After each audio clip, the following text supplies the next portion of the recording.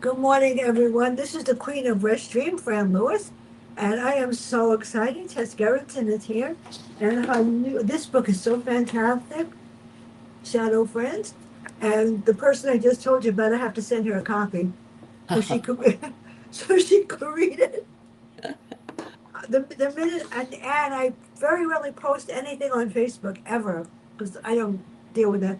The minute I posted that you were coming on, all of a sudden everybody was so pleasant. Oh, that's good. Well, I'm glad. I hope they tune in. Yeah. What can I say? Let me put on the reading glasses. Okay. God, now I can see. Chapter one. How does it set the tone for the rest of the book? I worried about Ingrid. I like Ingrid. Yeah, well, Ingrid is a member of my Martini Club, my five retired spies in this little Yeah. town in Maine. And we open up 28 years earlier, I believe, when we see one of the operations that Ingrid was on that went terribly wrong. She's trying to protect a young informant, but the bad guys have found out where they are. They've killed two of her colleagues. They kill the girl Ingrid's trying to protect. And we see this backstory that, Ingrid suddenly realizes that life is short and she decides Yeah. she's going to go home and marry Lloyd, the analyst who has a very boring job, but someone that she thinks she'd be happy with. So there's a lot going on in that first chapter. It shows you the operation that went badly wrong, and it also shows you the moment when Ingrid decides she wants to marry this beta male, Lloyd. Yeah. Well, all I know is that I was telling people about this, and I said, you see, this is not young people, these are older people. It just proves that age doesn't matter for your intelligence. Because somebody said something to me the other day, and I said, I don't know what you're talking about. I am who I am, and if you don't like it, I don't really care. Whatever. So the Yeah. second chapter, and Ingrid, what's the purpose of the conference and who is involved? And that was really what started the whole deal here. Well, it takes place in Yeah, a conference. It's yeah, called the Stone Coast Conference in the yeah. book, but Fran, it's based on a real life conference that we have in our little town. It's been going on Nice. for 40 years, which is called the Camden Conference, and it was started 40 years ago by retired spies. So I just use that in the book, and that's how the second chapter opens up. They're at a global conference for possible global catastrophes, and Ingrid is the MC. And in the audience are a bunch of retired intelligence professionals. One of the speakers is a man who he's an expert Yeah. in pandemics, and he dies a mysterious death. Is it murder? Is it not? That gets the mystery going. That's scary, really scary, because that happens in real life too. Yeah, well, I I know thought, well, lately it's been happening a lot. yeah, what is our next global catastrophe? What is the next thing that could completely destroy civilization? And if it's not Yeah. nuclear weapons, it would be something like a pandemic that has a high mortality rate. And COVID was bad enough. Just imagine instead of 1% mortality, we had a 50% mortality. You'd be, there'd be so many people dead, Yeah. society shut down. It really would be something that I think the CIA has to think about these things. How do you respond? It's amazing because she's so brilliant. The whole group is so brilliant, Yeah, and yeah, I I love get a writing. kick out of it, And then somebody said something to me the other day. I said, I'm not that old, and don't judge a person by their age because you're going to be sorry you broke. Then when I told them who I am and what I do, they shut up. It is funny Yeah, because well, I have the book yeah, memorized. as So we who get are the older, members of the people. Martini group? And I happen to like Maggie. Yes, well, she was the star of the first book, Yeah, and that first book was the Spy Coast. It yeah. introduced my readers to this new series, which is about, as I said, five spies who live in a Mm. little town in Maine, but they still have their smarts. They just are doing it they're living under the radar because they're not allowed to talk about what they used to do. But they can't help but get involved when there are crises in their little town. I just love it.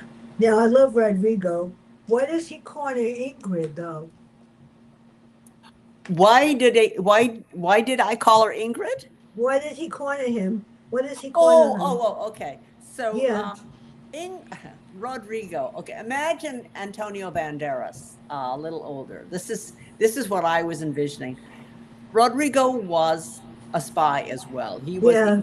former colleague in the CIA, and he was also her lover. So years later, she's now happily married.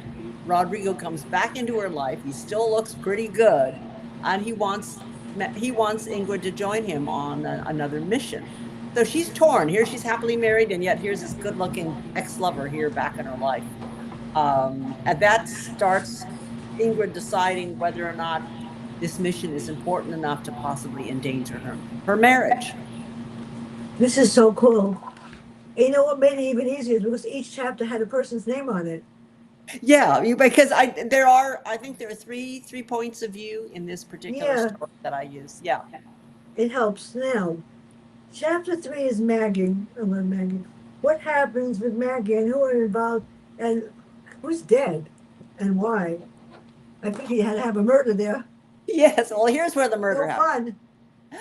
Maggie is, as I said, she's one of the retired agents, and she's now, she has a tragic past, which was dealt with in the first book. Yeah. And she's now happily connected to Declan, who's one of the other spies. And Maggie is asked to go find one of the speakers who was supposed to be on stage and Yeah. hasn't shown up. Where is he? So she goes to his room and finds him deathly ill. They call the ambulance.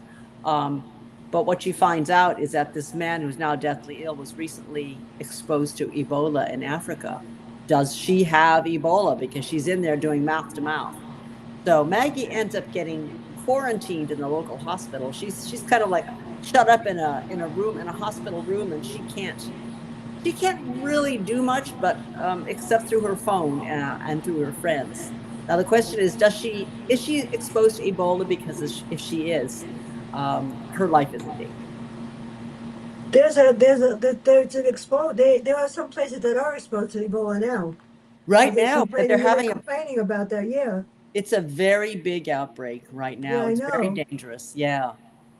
It's they were and my girlfriend's son works in construction, and he had to get quarantined because they had Legionnaire's disease down in Manhattan. Yes. Yeah, that was even worse. That's bad too. Except Ebola has a mortality rate of about 50%, so it's pretty awful. Yeah, I know. It's horrible. So, who are the people in the Martini group, and why John is not in it yet? Right? So how come? No, okay. Well, the I five love people. these people. They're so cool. Yeah, they're my 5 core people. There's Ingrid and her husband Lloyd. There's Maggie and Declan, and then there's Ben Diamond, and that's the 5 of them. Yeah, he's kind of like the thug in the group. So 4 of them were covert operatives.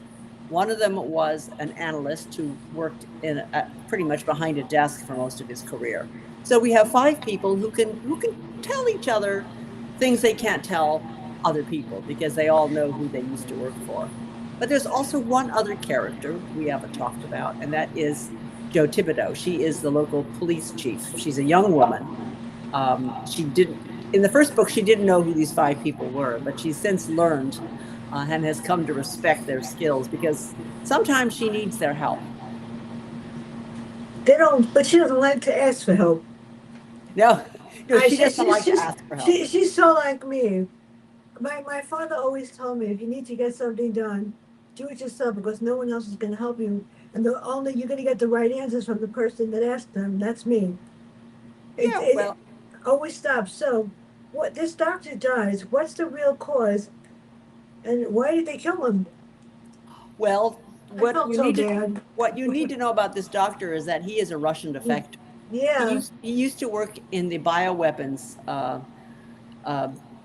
with bioweapons in Russia, and he defected, and now he's living in the West. It's been years. He thinks he's now safe from any kind of repercussions, and he's been invited to speak at this important global conference. And he's the one who falls ill. He has just come back from Africa. They think it's Ebola, but as time goes by, we realize it is not Ebola at all. It is something. He's been poisoned with polonium. Now, polonium is only manufactured. This type of polonium is only manufactured in Russia, so it is clearly an assassination. Mm, it's scary.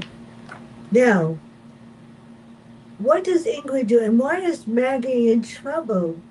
And then Ingrid disappears, and I said, "Oh no, that's not good. Can't have Ingrid disappearing if Maggie disappears too." Ingrid does disappear because Sort of. she's been lured back into the field by Yeah. Rodrigo. She's decided that this is a really important operation. It has echoes of what went wrong Yeah. 30 years before, but she's not allowed to talk about it because it is highly classified. So she can't Yeah. even tell her husband.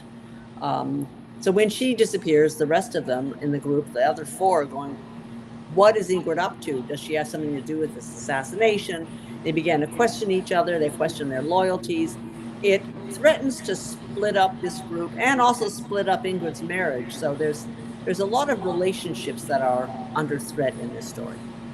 Yeah, I know. When my grandparents came from Poland, my grandfather went to the Russian Poland underground to get her, and they were not allowed to talk about what happened. No, and it's funny, the spies that Yeah, they're I'm not aware allowed, of. and it was scary. She told me when nobody was around what she went through. She was castrated. Oh, well, She couldn't awful. have Yeah. children. She was castrated.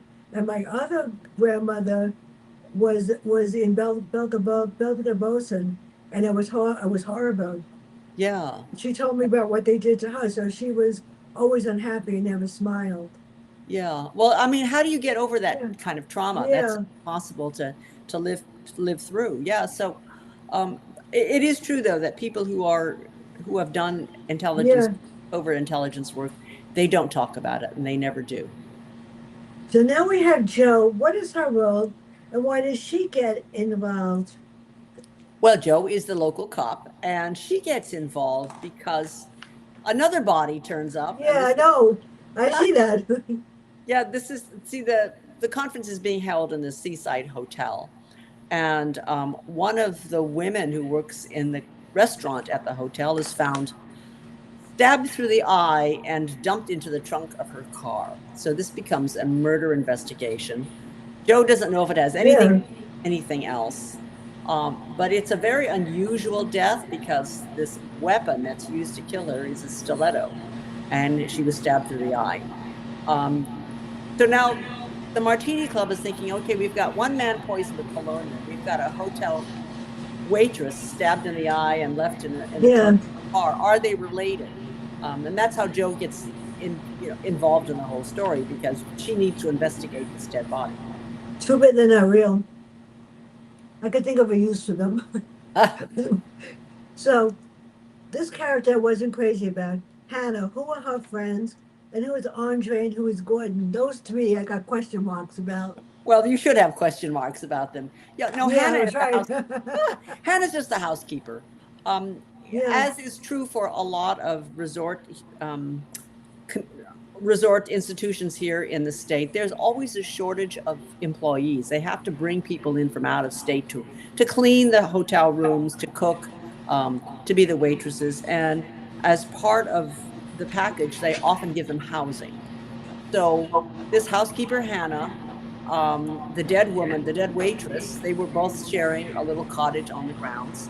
And there's a third housemate, and his name is Andre. He is God. the restaurant, and he is from Eastern Europe. So the three of them live under one roof. So now one of their housemates has been murdered, and there's Hannah and Andre who are in shock. They're shocked about what really happened to their housemate. Now, Joe, what? Who else is she? Oh, wait a minute. Here I am. Chapter 6 is the start of the real investigation. So, who is Andrew? And Hannah Murray seems to want to play a role in everything. And she's not one of my favorite people either. Yeah, well, they're very Yeah. close. I mean, they're housemates, but Hannah looks at Andre as almost like a son because she's much older than he is, and so because they're the last people that the dead waitress saw, that Joe has to interview them. So she's interviewing everybody who knew the dead waitress, including their housemates. It's scary. Now, a lot of people were exposed to Ebola. I mean, you just have to be really close to it. Yeah.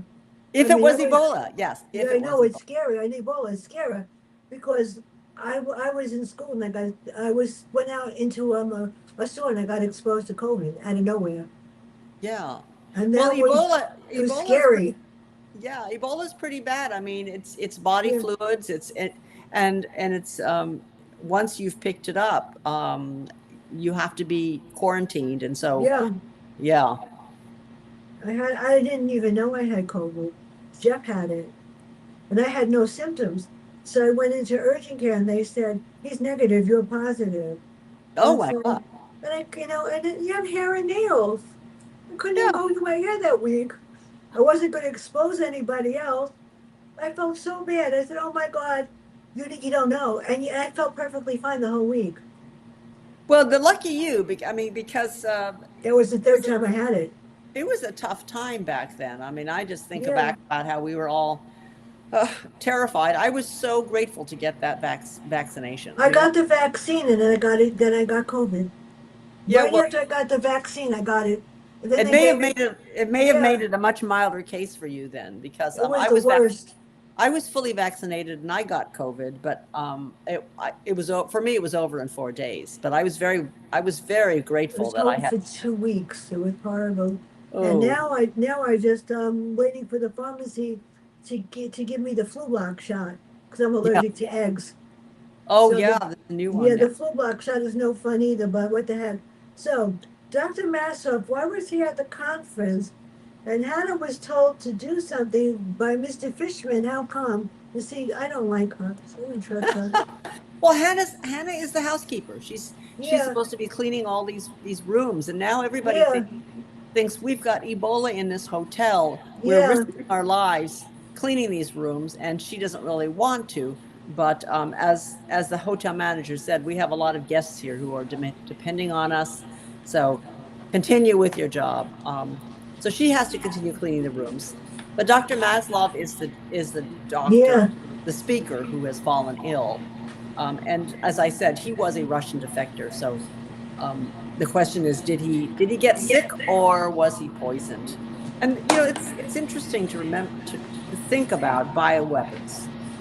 One of the most devastating bioweapons possible is smallpox. Yeah, Now, we have wiped out smallpox thanks to vaccinations, but there are two sources of smallpox that still I exist. know.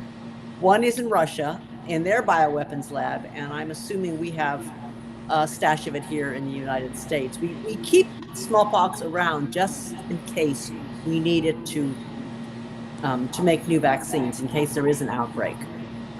So the question always comes up if you are concerned about global catastrophes. What if a third actor, some bad person gets hold of the smallpox virus in Russia? They could release it, and it would pretty much tear through our population because we're no longer vaccinated against it. You'd have to be about 65 to have the vaccine. Well, I wasn't, and there was an outbreak in my school of You, smallpox. weren't you vaccinated? You must be, because that was the year. I mean, everybody They was getting. came to the school, but I had my doctor do it because I didn't trust them. Plus, Oh, there was not HPV. There was another virus that was that also HPV at that time also, and you had to have that and HIF, all of them. And they insisted that well, the teachers have. I was perfectly healthy until I yeah. got the vaccine, and you had to have six of the HPV, and they wanted to do it in school, and I had my doctor do it. It was Well, as horrible. long as you got it, because I mean, anybody Yes, who has we yeah, have that little smallpox scar on our arms because that's how it was given back then. yeah. I I don't heard know too. how effective that vaccine would be if there was an outbreak of smallpox. I just know that a large part of our population would be wiped out if that virus Yeah, does. I know it's scary. Now, what does Maggie feel? Chapter 8 is all Maggie. What was her problem? She was like locked away, poor thing. Yeah, well, she's in quarantine because they still think it's Yeah, Ebola. Um, but eventually they do find out it was not Ebola, and then she is released and she gets to rejoin her friends at the cocktail party. it's And scary. then, yes, so now she's back with her Uh, friends, and they can all focus on where did Ingrid go and why did she disappear. now, who was Karen and what happened to her? Because she's got a story also. I don't remember. Wait, which one? Karen. Oh, That's what Karen. was in my She mind. Yeah, is. yeah, She is the waitress. She's the one who died. She's the one who's found dead in her yeah. in the trunk of her car. And the question is this like a murder? Is this a domestic killing? Was she in the wrong place at the wrong time? What would be the motive for killing a waitress? And that's the other part of the mystery. Now, get to the good stuff here. Ingrid kept secrets from her group. In chapter 12, what was it and why Joe? I'm not crazy about Joe. Sorry. You don't like Joe the cop, really? Yeah. She's just doing her job. Joe's a good egg. She's just trying to keep her town safe. Yeah, she's different. Yes. So, what is Ingrid keeping? Well, Ingrid is keeping the fact that she is now involved in another operation that is hush hush. She's not allowed to talk about. Yeah. She's joined Rodrigo in trying to track down really what ends up being the person who was responsible for the assassination 28 years earlier. He thinks this killer is still out there around the world killing people, and she and Rodrigo are going to find him or her. Well, Ingrid, Joe had illusions, didn't she? She saw things that weren't there. And there are people, I've been reading a lot of books that really does happen. Well, she's a smart scary. Cookie. The thing is, Ingrid, I think of her as the smartest one in this group of five. Yeah. And she is always thinking about conspiracies. She's always trying to turn over rocks and find out what's really hiding underneath. And she is always a step ahead of everybody. So I think that she's the first who realizes this death by Ebola is not death by Ebola, but it's something else. It may be connected to Russia. Now, the character I liked is Detective Alfonso. Why did you include him, and how did he help at all? I'll talk. Oh, Detective Alfond. Yeah, Alphonse. You like him? I like bad people. He's the one who's always. Well, most of the detectives around here are not so good. They're getting arrested. Yeah. Yeah. Everything. And Detective Alfond he's always really detaining people and hurting them. And somebody got killed last week because of them. Oh no. They don't care, and for some reason they're getting away with it. They want to condone everything they do. They even want to open up a center up here for ICE to have their own center, and the people in the community are protesting it. So who is Alphonse? Because he's interesting. Yes, he's a state police detective, and when homicides happen in the state of Maine, it's the state police that take over the investigations. So Joe has to step back. She has to let the state handle it, but they're always at each other's throats. I mean, Alphonse is a guy I don't really like him. I like Joe much better. But he comes in, and so he gets pulled into the mix of the investigation. And then we end up bringing in the FBI after we find that polonium was involved in the murder of the doctor. And that is an international incident now. So the FBI gets involved. Now we have, who is Nolan and his role, and what's the significance of the note? I didn't hear that. What's the significance of the note? Why did they hide it? The note. Note. There was some kind of note that was delivered. The only note I can think of is when Ingrid leaves. Yeah. She it's like a text message also. Oh, right. She leaves a note for Lloyd that, I'll be fine. I've got to leave. And that's it. And that's all he knows about why his wife has left. So that tells him that she left voluntarily, that she wasn't kidnapped. That was the note. Now, what's Maggie's mission? I love Maggie. And what about Declan's? Okay, well, I like those. I like Declan. Maggie and Declan. They find when Ingrid leaves, she sends Maggie a very private note that she's not supposed to tell anybody about, and it is like, "Watch out for my husband. Keep an eye on my husband. Protect my husband." So she's really telling Maggie, "Poor Lloyd. He's kind of lost. I need you to keep him safe." And so Maggie takes that to heart. She is going to keep Lloyd safe no matter what Lloyd does. he's now her responsibility. I read this book twice, and then yesterday I had a fit because I printed out the wrong questions. So I went this morning at 6 o'clock to print out the right questions Oh because gosh, there were two books called Shadow Friends. I didn't know that. Brad Parks wrote one also similar, and I was like, oh God, well, not as good as this one. What? Now, the next three questions, each one has their own chapter. Chapter 20, and Joe and Officer Mike, and who is William Decker? And then in 22, why is John envious? He had a problem, poor guy. All right. Well, there's a lot of stuff going on now Yeah. because why did Maggie and why did Ingrid disappear? Yeah. She disappeared and they don't know where she is, but because Lloyd was an analyst, he's able to get into a computer and find out some of her history, which she tried to, but she quickly deleted, but didn't completely wipe off the disk. So he finds out that there's a photograph there, and the photograph is of a man standing at a bus stop. That's all he knows. He doesn't know who sent it. He doesn't know where this bus stop is. He doesn't know who the man is. But using his analyst skills, he's very quickly able to determine that this man is standing at a bus stop at a particular corner in the city of Amsterdam. And he can Good. tell that it was recent. And that tells him, it gives him a clue as to where Ingrid may have gone. So because of one photograph, Lloyd says, I'm going to find my wife. I'm heading to Amsterdam. I'm going to find this corner. I'm going to find this man. And Maggie, who's been told to please keep Lloyd safe, has no choice. She has to go with him. She has to follow him to keep an eye on Lloyd to make sure he doesn't get into trouble. So that's how the two of them end up going to Amsterdam.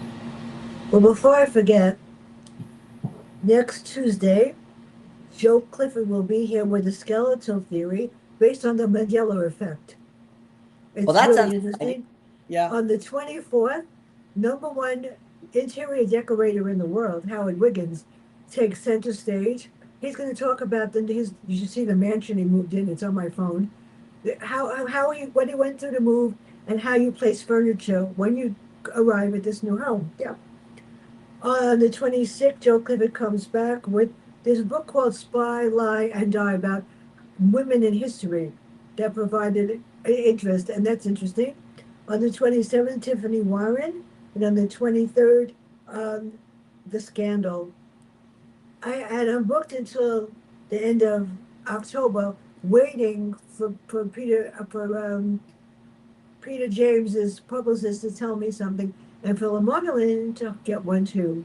I have no idea. So, on 28 and 29, Rodrigo is involved. So how do they put this all together?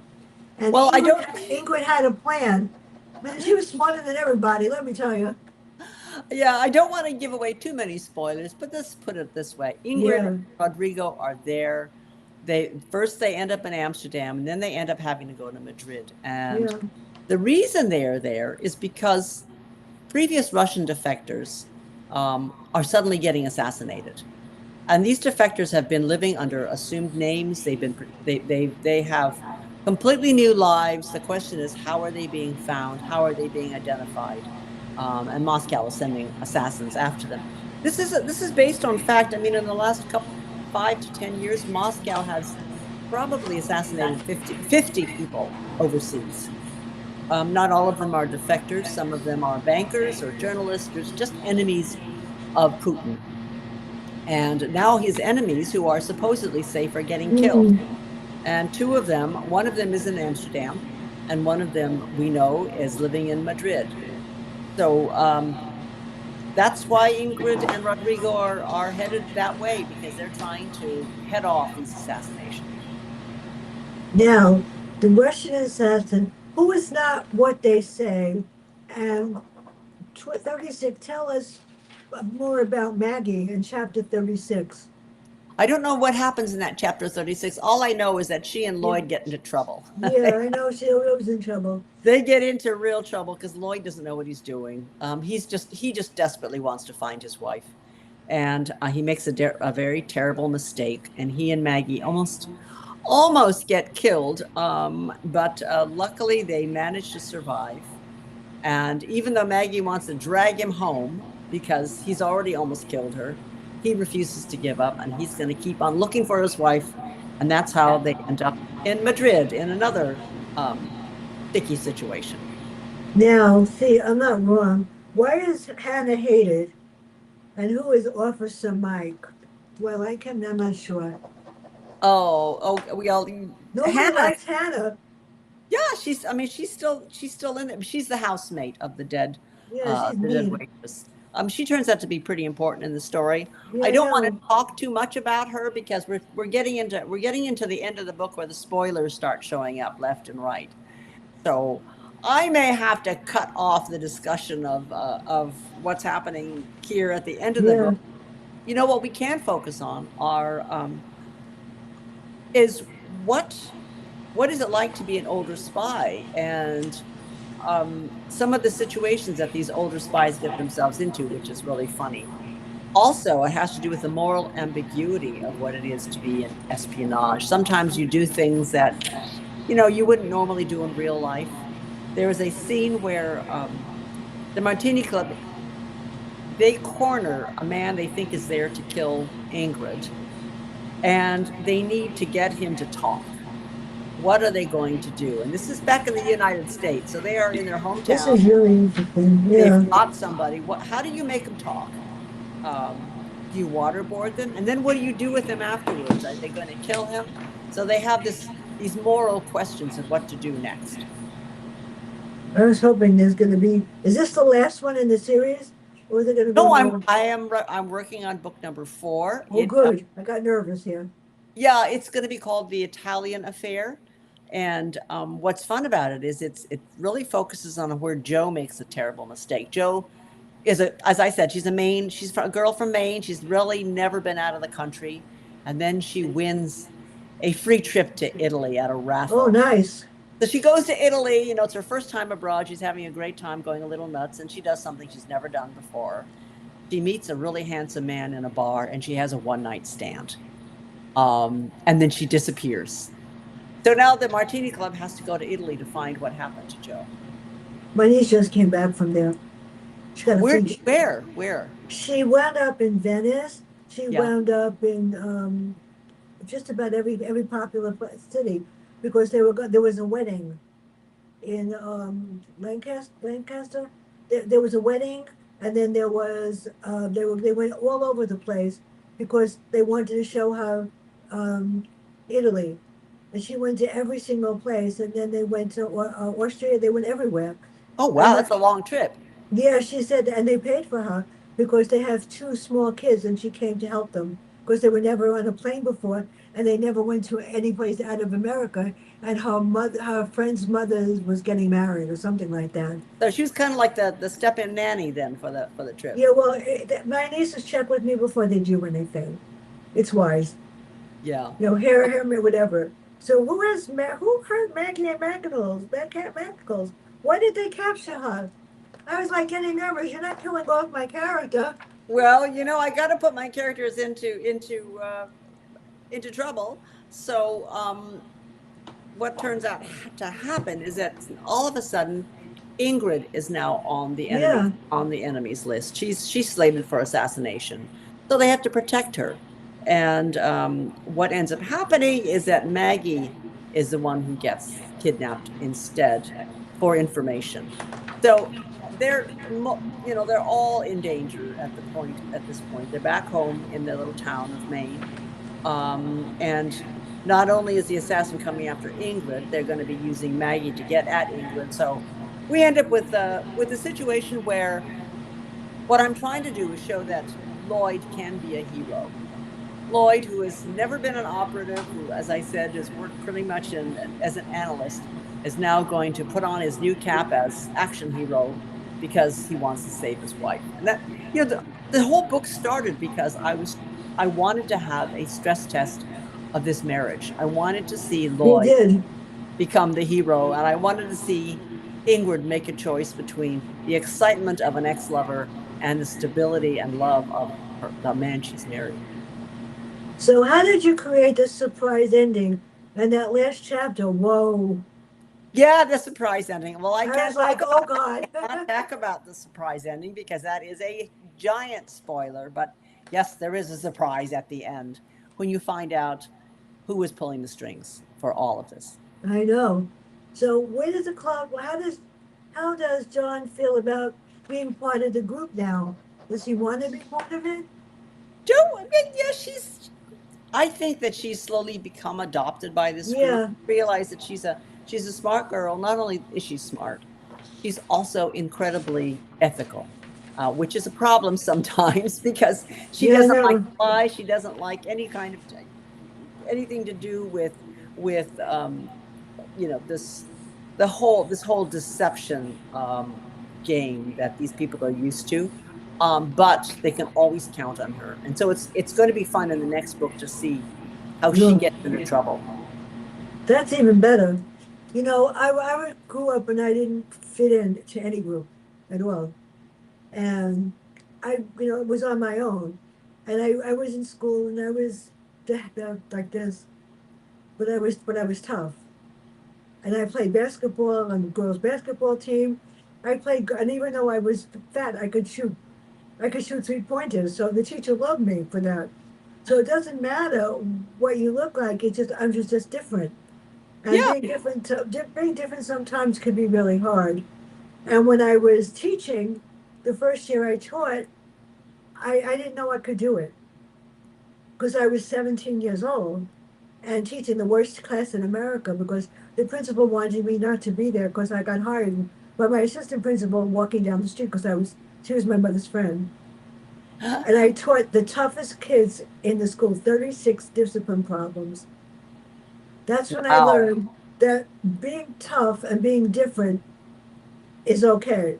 It's an advantage. There's an old, I can't remember if Yeah, it's Japanese or Chinese yeah, saying, the crooked tree yeah, is not cut down. The crooked tree lives its full life all the yeah, way to the end. The straight tree that that adheres to every rule is the one that gets yeah. cut down first. So it's good to be the crooked tree. I didn't think I could do it, and they knew more bad words than I did. So I did something. My principal was standing there. I took all the bad words that are in the dictionary and put them on the board, every one of Oh, them. oh, you And were a I bad said to them, girl. "Oh yeah, all of them." And I said, can anybody couldn't read them? I said, "Can you define them?" They said, "No." Well, I'm going to define them and explain that the only one that could use them is me. They never did anything again. That was it. They were really probably the most horrible group in America, and I had to take them to Great Adventure at the end of the year. And I couldn't help but plus I got stuff doing the choral group and all the music programs. At the end of the year, they looked at me and they said, "You survived me. I didn't survive you." That's a And great quote. as a reward, they gave me the top class in the school the next year in sixth grade. These kids had IQs that were above, they were 12 point something. That was harder than teaching them for 2 years. And then they stuck me on first grade. That was a whole other nightmare. So, where can everybody find out about you and your work? And when am I getting the next book? All Are you right. writing Well, a Rizzoli and Isles too? no, I'm not planning a Rizzoli and Niles book. Okay. I'm just trying to finish this book called The Italian Affair. Yeah. So they can find me at tessgerritsen.com. I'm at Facebook, and I have my book tour that is on my website, so you can find out. I'm going to California and to Phoenix, Oh, um, nice.